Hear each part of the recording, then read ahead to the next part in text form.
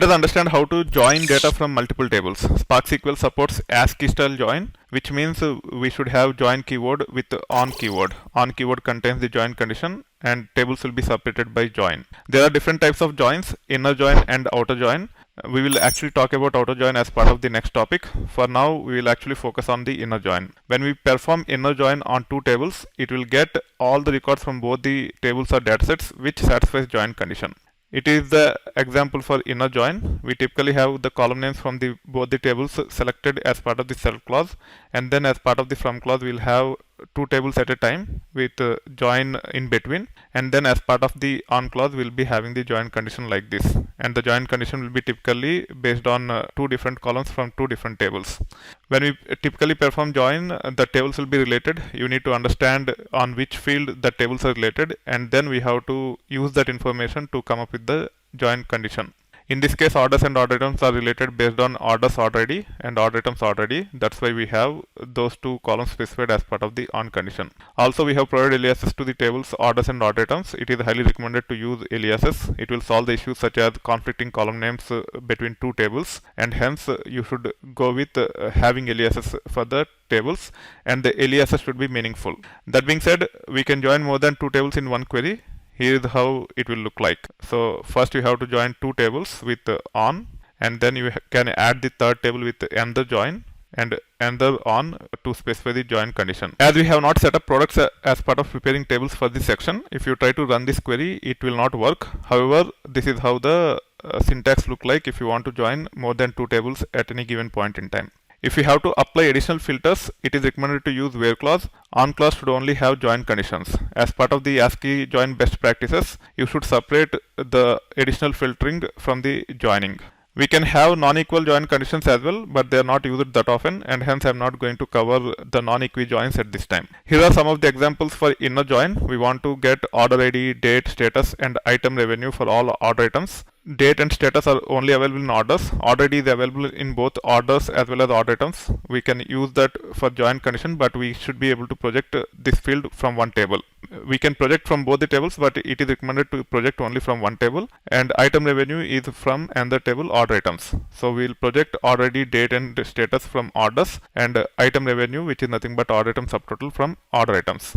On top of that, we also want to get only those orders where order status is either completed or closed. So this is where we will be using additional filters, and we will use where clause for that. And the example is get whatever information we are looking for along with complete or closed orders, and also those orders which are placed in the month of 2014 January. So we are narrowing down the filtering further to just get comfortable with joins with filter conditions. This will not run because we do not have the products table, and hence I am deleting it. I am joining only orders and order items. If we run this, it will work, and it will actually show the order ID, date, status as well as the order item subtotal, which is highlighted as part of the example here, and you can see the data. You can also get the count of join results, and we can compare the count with the original counts from orders and order items, and we should be able to relate these two. So I'm getting count from orders, which is 68,883, and then I'm getting count from order items, which is 172,198. As order items is the child table for orders, there should be no order item without order associated with it, and hence when we join without any additional filter conditions, especially when the tables are related, then we should be getting the number of records equal to the number of records in the child table, which is 172,198 in this case. If you have additional filters, then the count will change, but if you do not have additional filters and if the two tables are related, then you will be getting the number of records same as the child table. Now let me run this, and you should be able to see the count, which is nothing but 172,198. Now if you want to add additional filters, what you can do, you can copy paste this query, go here, and then you can just say where clause after all join clauses if you are joining more than two tables, and then you can say the column name against which we want to apply the filter, which is nothing but order status in complete comma closed, because as part of the example we are only interested in those orders which are in complete or closed status. Now I should be able to run this, and we will be getting only complete or closed orders. You can also get the count. the number of order items associated with complete or closed orders is nothing but 75,408. Now if you want to add additional filter with respect to the order month 2014 January, you can just copy paste this. Let me copy percentage SQL also. I can also use like this. You can select the cell, hit C to copy the cell, and then go to the cell beneath which you want to paste it and use V, it will be pasted. Now I can say and O dot date format of order date